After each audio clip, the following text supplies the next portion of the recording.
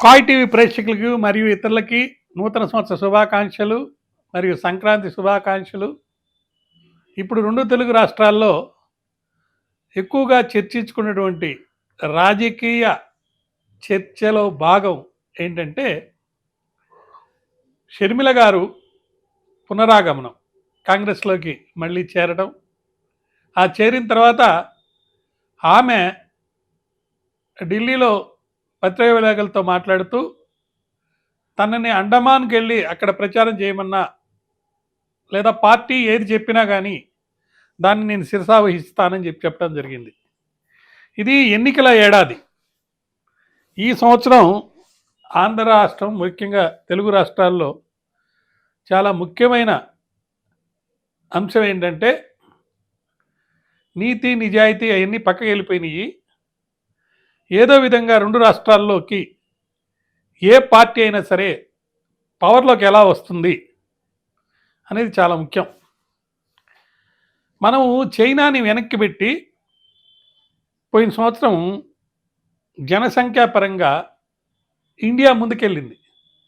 అదేవిధంగా తెలుగు రాష్ట్ర రాజకీయాలు మరి మిగతా రాష్ట్రాల్లో రాజకీయాల కంటే ముందుగా పరిగెడుతున్నాయి అని చెప్పుకోవడంలో ఏమాత్రం నేను వెనకాడను. ఎందుకంటే కర్ణాటక రాష్ట్ర ఎన్నికల ఫలితాల వల్ల అనేక మార్పులు తెలంగాణ రాష్ట్రంలో రావడం జరిగింది. ముఖ్యంగా బీజేపీ మరియు బీఆర్ఎస్ ఒక అవగాహనలో ఉన్నారు. అందువల్లనే బీఆర్ఎస్ అధినాయకుడి యొక్క కుమార్తెని అరెస్టు చేయలేదు.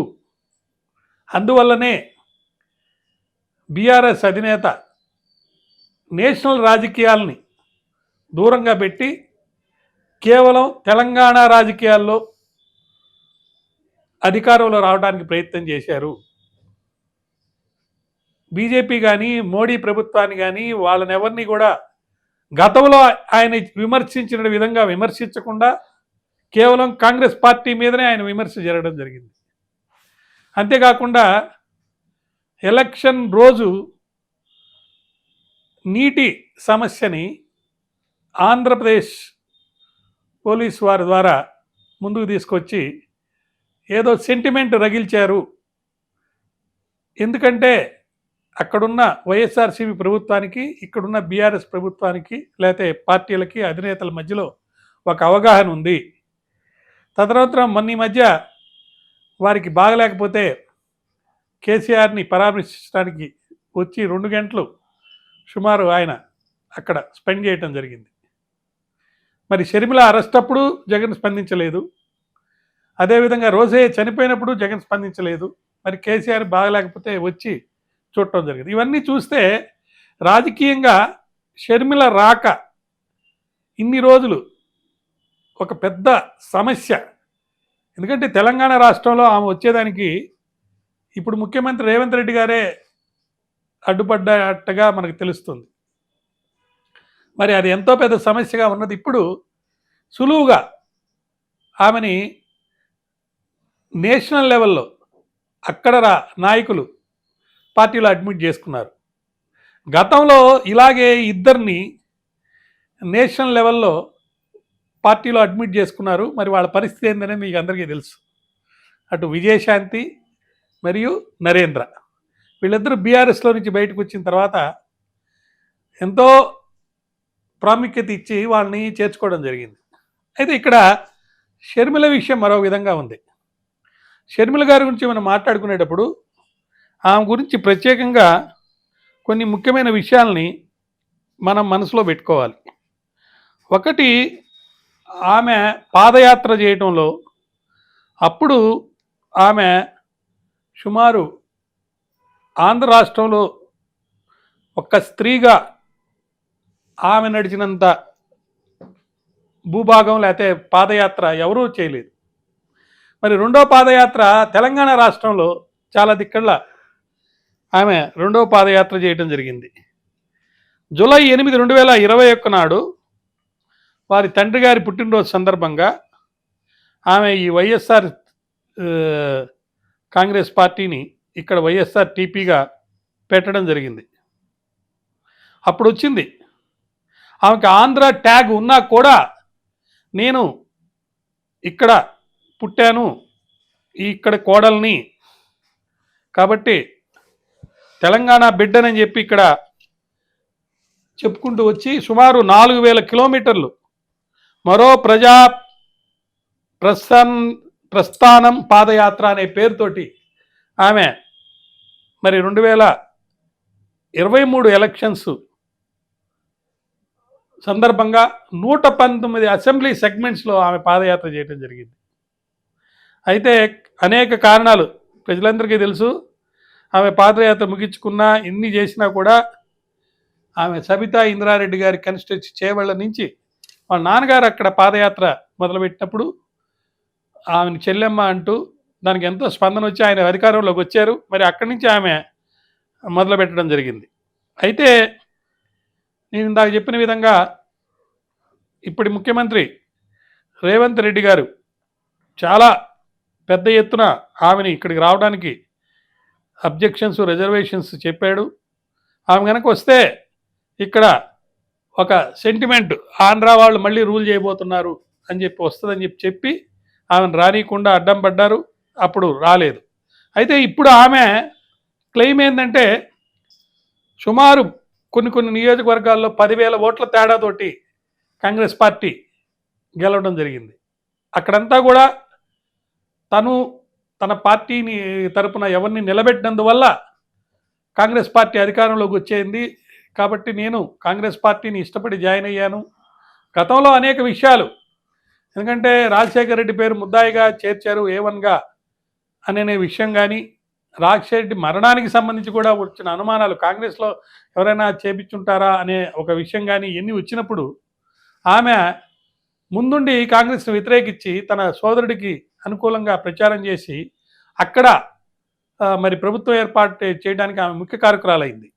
అటువంటి ఆమె ఇప్పుడు తను చర్చల్లో భాగంగా తెలుసుకున్న విషయాల్ని బయటికి తీసుకొచ్చి నేషనల్ లెవెల్లో ఢిల్లీలోనే ఆమె చెప్పడం జరిగింది. రాజీవ్ గాంధీని కూడా అలాగే చేర్చారు ఆయన చనిపోయిన తర్వాత. మాకు ఆ బాధ ఏందో తెలుసు, కాబట్టి మీ నాన్నగారిని మేము ఎందుకు చేరుస్తాము, అది చట్ట ప్రకారం జరిగింది అని చెప్పి ఎక్స్ప్లెయిన్ చేశారని, అదేవిధంగా మరణానికి సంబంధించి ఇట్లాంటి ఆయన మరణానికి సంబంధించిన ఎన్ని విషయాల్లో కూలంకుషంగా చర్చించి ఒక అవగాహన వచ్చిన తర్వాత నేను పార్టీలో చేరాని చెప్పడం, అదేవిధంగా ఎక్కడైనా సరే అవసరమైతే తన బ్రదర్ అంటే ఆంధ్ర రాష్ట్రంలో కూడా వైఎస్ఆర్సీపీకి ఎదురుగా కాంగ్రెస్ పార్టీ తరఫున నాయకత్వం వహించి స్టార్ క్యాంపెయినర్గా కానివ్వండి, లేకపోతే ప్రెసిడెంట్ ఆఫ్ కాంగ్రెస్ పార్టీని కానివ్వండి, ఆమె కాంగ్రెస్ పార్టీకి పునర్వైభవం తీసుకొచ్చేందుకోసం ఆమె కృషి చేస్తారని చెప్పి వాగ్దానం చేసింది. అయితే నా అవగాహన ప్రకారం ఈసారి కాంగ్రెస్ పార్టీకి ముఖ్యంగా కర్ణాటకలో మరి ఆంధ్ర రాష్ట్రం తెలంగాణలో పార్టీ పవర్ ఉంది కాబట్టి ఎక్కువ సీట్లు గెలిచే అవకాశం ఉంది. ఇక్కడ సుమారు 10 నుంచి 12 సీట్లు తెలంగాణలో రాకపోతే రేవంత్ రెడ్డి గారికి అంతర్యుద్ధం ఆల్రెడీ ఉంది కాబట్టి వారి సమర్థత మీద, అందులో ఇప్పుడు రాహుల్ గాంధీ ఆయనకి ప్రముఖమైనటువంటి పాత్ర ఇవ్వటం, గుర్తించటం, ఆయన్ని తనకున్న కోటారి 45 మందిలో ఆయన్ని ఒకరిగా చేర్చుకొని ముందుకు వెళ్తూ ఉన్న సందర్భంలో ఇక్కడ కనుక తక్కువ సీట్లు వస్తే చాలా అనేకమైనటువంటి ఇబ్బందులు, కష్టాలు మరి అటు పార్టీకి కానీ లేకపోతే రేవంత్ రెడ్డికి కానీ ఉండటం జరిగింది. కేవలం 5 సీట్ల తేడాతోటి మెజార్టీలో ఉన్నారు. మరి గంగుల కరీంనగర్ మంత్రి గంగుల ప్రతాప్ రెడ్డి, ఆయన పేరేదో ఉంది, ఆయన చెప్పడం, మీరు ఒక్క సీటు మా వాళ్ళని తీసుకొస్తే మేము 10 మందిని మీ వాళ్ళని తీసుకొస్తామని అని చెప్పడం జరిగింది.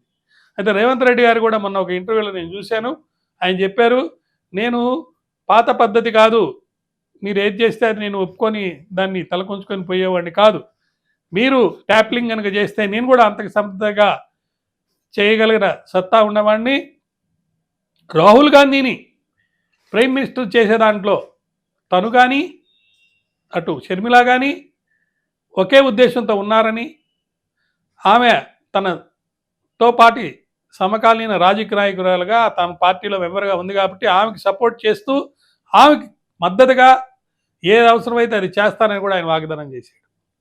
మరి ఇలాంటి పరిస్థితుల్లో మరి ముఖ్యంగా ఆంధ్ర రాష్ట్రంలో ప్రస్తుతం ఉన్న రాజకీయ న్యాయ సంబంధమైనటువంటి విషయాల్ని మనం గమనిస్తే ఖచ్చితంగా ఆమె యొక్క రాక ప్రభావం, అది కూడా రాహుల్ గాంధీ గారు న్యాయయాత్ర అంటూ ప్రజల తరపున రెండోసారి మరి అయోధ్య మీదుగా వెళ్తూ చేయబోతున్నారు.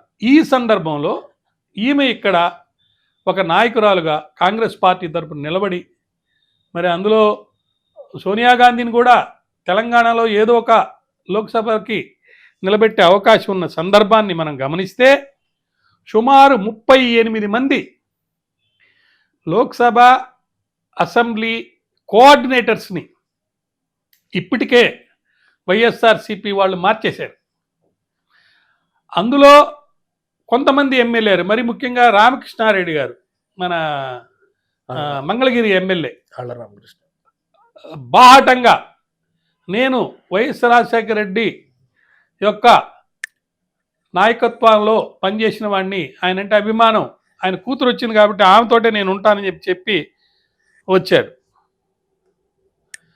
అంతేకాకుండా ఈ 38 మంది కోఆర్డినేటర్స్ని మార్చినప్పుడు చాలామంది అటు తెలుగుదేశంలో వీరభద్రరావు లాంటి వాళ్ళు చేరిపోవటం, లేదా వాళ్ళ వాయిస్ని కాపు రామచంద్రరెడ్డి గారు లాంటి వాళ్ళు డిసెంట్గా ముందు తీసుకొచ్చే అవసరమైతే ఇండిపెండెంట్గా నిలబెట్టాలని కూడా చెప్పడం, ఈ సందర్భంలో ఆమె ఎంట్రీ చాలా క్రూషియల్. అయితే ఇక్కడ మనం గమనించాల్సింది ఏంటంటే ఆమె తన యొక్క కుమారుడు పేరు చాలా ముఖ్యం. ఆయన పేరు వైఎస్ రాజారెడ్డి. ఆయన యొక్క పెళ్లి సందర్భంగా తన సోదరుడైనటువంటి జగన్ ఇంటికి వెళ్ళి 20 నిమిషాలు గడిపి అక్కడ పత్రిక ఇచ్చి తిరిగి బయటకు వచ్చేటప్పుడు కూడా వాళ్ళ వదిన గారు వచ్చి మాట్లాడి బయటకు వచ్చింది. ఆమె జగన్ సతీమణి గారు వచ్చి వీడ్కోలు పలికింది. దీన్ని 2-3 రకాలుగా అన్వయిస్తున్నారు. ఒకటి, షర్మిల అనే ఆమె జగన్ వదిలిన బాణము, ఆస్తుల పరిరక్షణలో భాగంగా అవసరమైతే భవిష్యత్తులో ఇప్పుడు దాకా అటు కర్ణాటకలో కానీ ఇటు తెలంగాణలో కానీ ఆంధ్రాలో కానీ ఆయనకున్నటువంటి ఆస్తుల విషయంలో కానీ లేకపోతే కేసుల విషయంలో కానీ ఎక్కువ ఇబ్బందులు లేకుండా అటు కాంగ్రెస్ పార్టీ అక్కడ పవర్లో ఉన్నా, ఇటు బీఆర్ఎస్ ఇక్కడ పవర్లో ఉన్నా, అక్కడ బీజేపీ కర్ణాటకలో పవర్లో ఉన్నప్పటికి కూడా ఏమి ఇబ్బంది లేకుండా జరిగిపోయింది. కాబట్టి ఒక రాజకీయ వ్యూహంలో భాగంగా మరి చెల్లెలు ఇంటికి వచ్చి కార్డు ఇచ్చిన తర్వాత ఢిల్లీ వెళ్తుందని తెలిసినప్పుడు ఖచ్చితంగా ఆమె ఢిల్లీ వెళ్ళేదాని గురించి ఆయన చర్చించుంటాడు.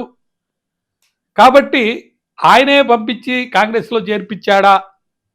కాబట్టి రేపు భవిష్యత్తులో బీజేపీ ఒకవేళ కనుక పార్టీని పవర్లోకి అక్కడ రాకపోతే కాంగ్రెస్ వస్తే తనతో కాంగ్రెస్తో తనకు అవసరాలు ఏమో ఉంటాయి కాబట్టి అని చెప్పి కూడా ఒక వాదన ఉంది.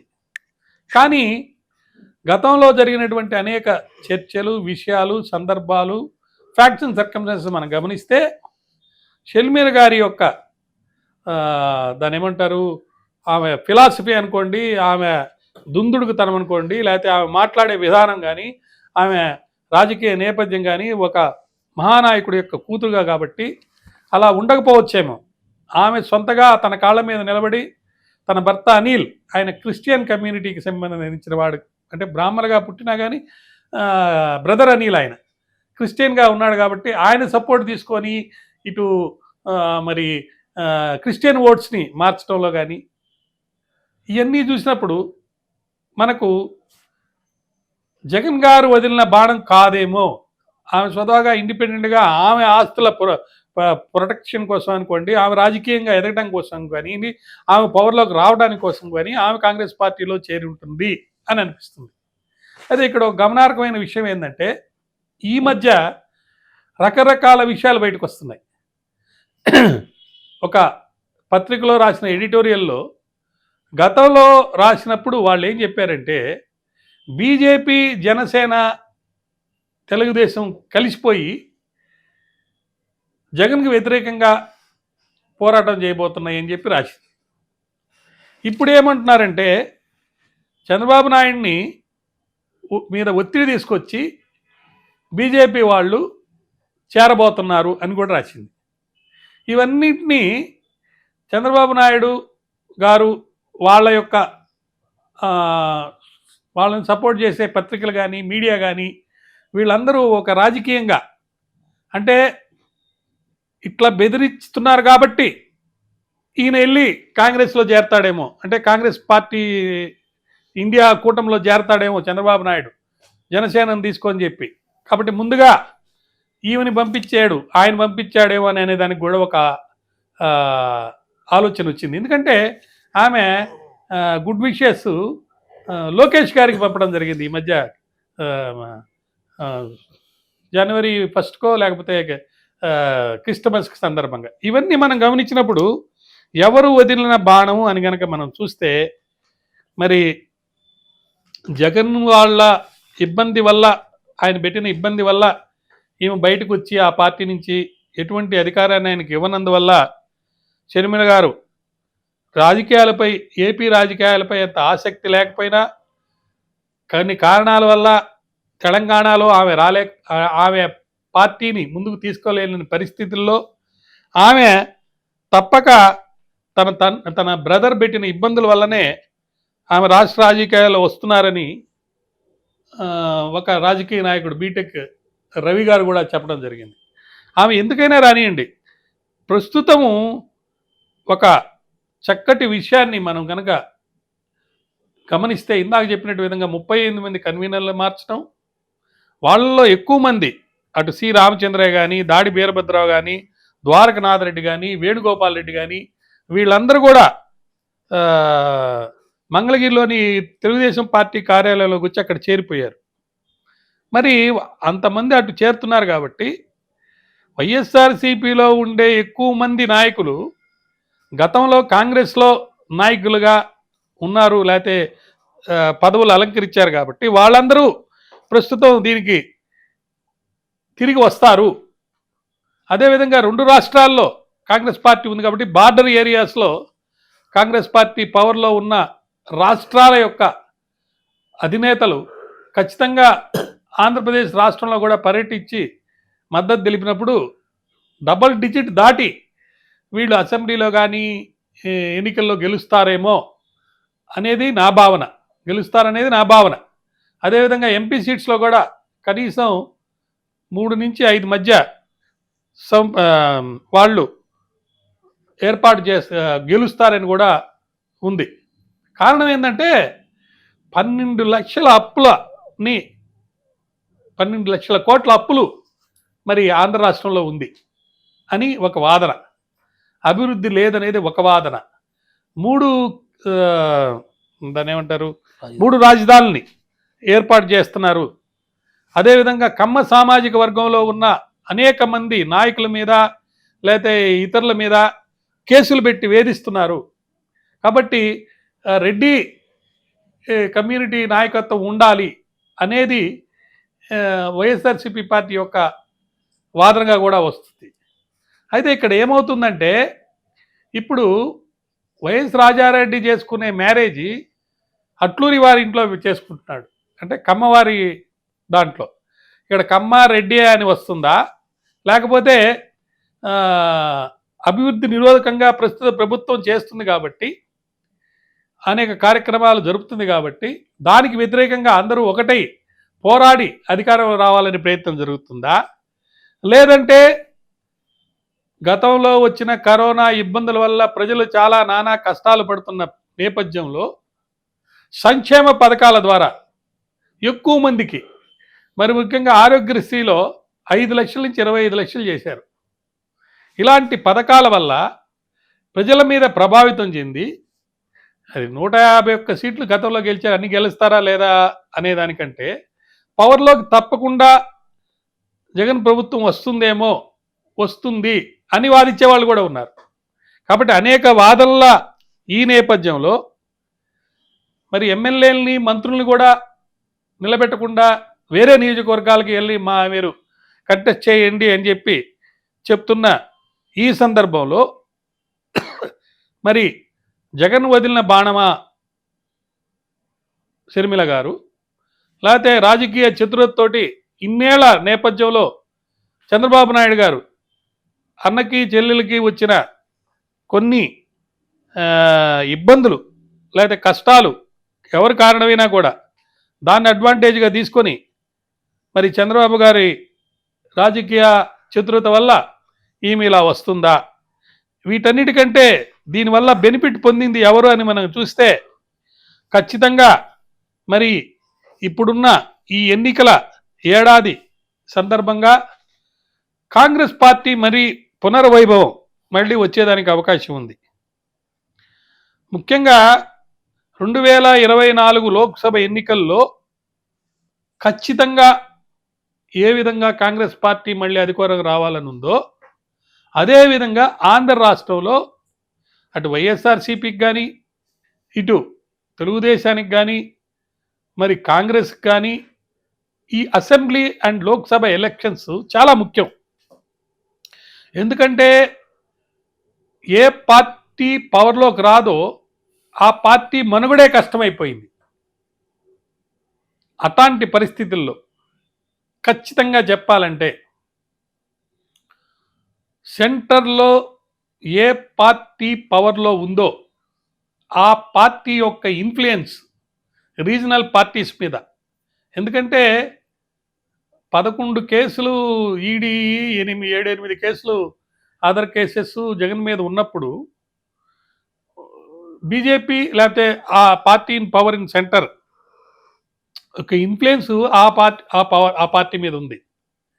అంటే ఈ మధ్య చంద్రబాబు నాయుడు గారి మీద కూడా అనేక కేసులు వచ్చినాం, ఆయన జైల్లో ఉంచడం 58 రోజులు, మరి ఆ కేసులు ఇంకా కొనసాగించడం, మరి రఘురామకృష్ణరాజు గారి మీద ఒక అరెస్టు లేకపోతే లోపల పెట్టడం కొట్టడం లేకపోతే ఇవన్నీ జరిగిన ఈ నేపథ్యంలో ఏ పార్టీ కనుక పవర్లోకి రాదో ఆ పార్టీని భూస్థాపితం చేసేదానికి రెండో పార్టీలు మరి చాలా సందర్భాల్లో ప్రణాళికలు రచించుకొని ఉన్నాయి. అటువంటి పరిస్థితుల్లో మరి ఖచ్చితంగా బీజేపీ పార్టీకి ఆంధ్ర రాష్ట్రంలో నేరుగా వచ్చి నిలబడి గెలిచే అవకాశం లేదు కాబట్టి, తక్కువ ఓట్లు ఉన్నాయి కాబట్టి ఏదో ఒక పార్టీతో కనుక సత్సంబంధాలు పెట్టుకొని లేకపోతే పరోక్షంగా లేకపోతే ఏదో విధంగా ఒక రాజీ ఏర్పాటు చేసుకుంటే మరి భవిష్యత్తులో ఒకవేళ తక్కువ సీట్లు కనుక వస్తే ఈ పార్టీలు ఇక్కడ రెండు పార్టీలు అటు కాంగ్రెస్ బీజేపీకి సపోర్టుగా తెలుగుదేశం మరియు వైఎస్ఆర్సీపీ ఎన్నికలు కాబట్టినటువంటి లోక్సభ మెంబర్స్ సపోర్ట్ వస్తుందని చెప్పేసి తటస్థంగా వాళ్ళు ఉన్నట్టు బీజేపీ వాళ్ళు నటిస్తున్నారు. కొన్ని సందర్భాల్లో తెలుగుదేశం కూడా ఒకవేళ బీజేపీతో కనుక చేరితే మైనారిటీస్ ముఖ్యంగా రాయలసీమ ప్రాంతంలో ఉన్నటువంటి ముస్లిం అదర్ మైనారిటీస్, అదేవిధంగా ఇతర ప్రదేశాల్లో ఉన్నటువంటి క్రిస్టియన్ కమ్యూనిటీ సపోర్ట్ ఉండదేమో కాబట్టి బీజేపీకి దూరంగా ఉండాలనేది ఒక వాదన. లేదు ఇప్పుడున్న పరిస్థితుల్లో జగన్ ప్రభుత్వం తీసుకోబోయే చర్యల్ని తట్టుకొని నిలబడాలంటే, జగన్ మీద వ్యతిరేకతను మొత్తం పూర్తిగా క్యాచ్ చేసుకొని పవర్లోకి రావాలంటే ఖచ్చితంగా బీజేపీ పార్టీ యొక్క లేకపోతే అధికారంలో ఉన్న సెంట్రల్లో అధికారంలో ఉన్న పార్టీ యొక్క పవర్ కానీ లేకపోతే మద్దతు కానీ కావాలి. కాబట్టి బీజేపీ తోటి అనుకూలంగా పోవాలండి ఒక వాదన. అదేవిధంగా మతోన్మాదం ఎక్కువైంది. ఉత్తరప్రదేశ్ లాంటి రాష్ట్రాల్లో చట్టాన్ని అడ్డం పెట్టుకొని పోలీసులే గూండాలుగా జర్నలిస్టుల విషయంలో కానీ ఇతర నాయకుల విషయంలో కానీ చర్యలు చేపట్టి బుల్డోజర్లు పెట్టి బిల్డింగ్లు పడగొట్టేస్తున్నారు. అక్రమాలు అన్యాయాలు చట్ట వ్యతిరేక పనులు వాళ్ళు చేస్తున్నారు. అయోధ్య జన్మభూమికి సంబంధించి కూడా అదేవిధంగా జమ్మూ అండ్ కాశ్మీర్లో కూడా వాళ్ళు తీసుకునే చర్యలు చూస్తే ప్రజాస్వామికంగా లేవు అనే ఒక వాదన వస్తున్న ఈ నేపథ్యంలో ఒకవేళ ప్రజలు కాంగ్రెస్ పార్టీకి మద్దతు పలికి దాన్ని అధికారంలోకి తీసుకొస్తే మరి అప్పుడు కాంగ్రెస్ పార్టీ అవసరం ఉంటుంది కాబట్టి ముందుగానే కాంగ్రెస్ పార్టీతో కూడా ఒక సంబంధాన్ని అటు వైఎస్ఆర్సీపీ నాయకులు కానీ లేకపోతే చంద్రబాబు అంటే మన తెలుగుదేశం పార్టీ వాళ్ళు కూడా ఏర్పాటు చేస్తున్నారు. ఇప్పుడు మరి ముఖ్యంగా ఇండియా కూటమిలో మనం గమనించి చూస్తే 400 సీట్ల వరకు రాజీ పడి వాళ్ళు షేర్స్ ఇన్ని నుంచి తీసుకొని కొన్ని దిక్కళ్ళ ఇండిపెండెంట్గా కంటెస్ట్ చేసే పరిస్థితి వస్తున్న ఈ నేపథ్యంలో 6% ఓట్స్ మాత్రమే డిఫరెన్స్ ఉంది బీజేపీకి, అంటే బీజేపీ కూటమికి ఇండియా కూటమికి మధ్య. అంత తక్కువ డిఫరెన్స్ ఉన్నప్పుడు ప్రతి ఓటు, ప్రతి రాష్ట్రం, ప్రతి సీటుకి చాలా ఇంపార్టెన్స్ ఉంది. ఈ సందర్భంగా సౌత్ మొత్తంలో కేరళలో కానీ, కర్ణాటకలో కానీ, తెలంగాణలో కానీ, ఆంధ్రప్రదేశ్లో కానీ, ఇంకా ఒరిస్సాలో కొంచెం ఉన్నా కూడా ఈ 4 రాష్ట్రాల్లో బీజేపీ యొక్క ఇన్ఫ్లుయెన్స్ లేదు కాబట్టి, అతి తక్కువ కాబట్టి షర్మిల రాక ఒక బూస్ట్ ఫర్ కాంగ్రెస్. షర్మిల రాక వల్ల దాని యొక్క ఎఫెక్ట్ వైఎస్ఆర్సీపీ మీద ఎంతైనా ఉంటుంది. ఇది జగన్ యొక్క రాజకీయ చతురత కాదు, వాళ్ళిద్దరి మధ్య వచ్చినటువంటి అనేక మనస్పర్ధలు, ఇబ్బందుల వల్లనే ఆమె వచ్చి చేరింది. కాబట్టి ఖచ్చితంగా ఆమె యొక్క రాక వల్ల 2 తెలుగు రాష్ట్రాల్లో ఒక చక్కటి పరిణామం, ప్రభావం ఏర్పడి కాంగ్రెస్ పార్టీకి ఖచ్చితంగా బలోపేతం అయ్యి కాంగ్రెస్ పార్టీ ఎన్నికల్లో ఎక్కువ సీట్లని ఇటు అసెంబ్లీలో కానీ, లోక్సభలో కానీ, ఆంధ్రప్రదేశ్లో మరియు తెలంగాణలో కూడా. ఎందుకంటే తెలంగాణలో ఖమ్మం అలాంటి ఏరియాలో రాజశేఖర రెడ్డి అనుమాయులు ఎక్కువ మంది ఉన్నారు. కాంగ్రెస్ మొత్తం తెలంగాణలో ఇప్పుడు కోటవరెడ్డి బ్రదర్స్ కానీ నల్గొండలో వీళ్ళంతా రాజశేఖర రెడ్డి అనుమాయులు. మరి వాళ్ళ అమ్మాయి అందులో వాళ్ళ పార్టీలో నాయకురాలుగా చేరినప్పుడు అది ఒక బూస్ట్. కాబట్టి ఆమె చేరిక వల్ల 2 రాష్ట్రాలు, తెలుగు రాష్ట్రాల్లో తెలుగు రాష్ట్రాల్లో మరియు కర్ణాటక రాష్ట్రంలో కూడా, ఎందుకంటే సత్సంబంధాలు ఆమెకి అక్కడ డిప్యూటీ చీఫ్ మినిస్టర్ తోటి బాగా ఉన్నాయి. బార్డర్స్ ఏరియాస్లో, అందులో కడప కూడా కర్ణాటక రాష్ట్రానికి బార్డర్ ఏరియా కాబట్టి రాజశేఖర రెడ్డి యొక్క ఇన్ఫ్లుయెన్స్ అక్కడ ఉంది. కాబట్టి ఆమె రాక వల్ల అనేక మార్పులు, అనేక విధాలుగా కాంగ్రెస్ బలోపేతం అయ్యి ఇప్పుడు రాహుల్ గాంధీ యాత్ర ఏదైతే ఉందో దానికి సపోర్ట్ కూడా ఇది పనిచేస్తుంది. రాబోయే రోజుల్లో ఆమెకి నేషనల్ లెవెల్లో ఇస్తారా, లేకపోతే స్టేట్ లెవెల్లో ఆమె నాయకత్వాన్ని ఆంధ్ర రాష్ట్రానికే పరిమితం చేస్తారా, లేకపోతే 2 రాష్ట్రాలకి ఆమె యొక్క ప్రచారాన్ని వాడుకుంటారనేది మనం చూడాల్సి ఉంది.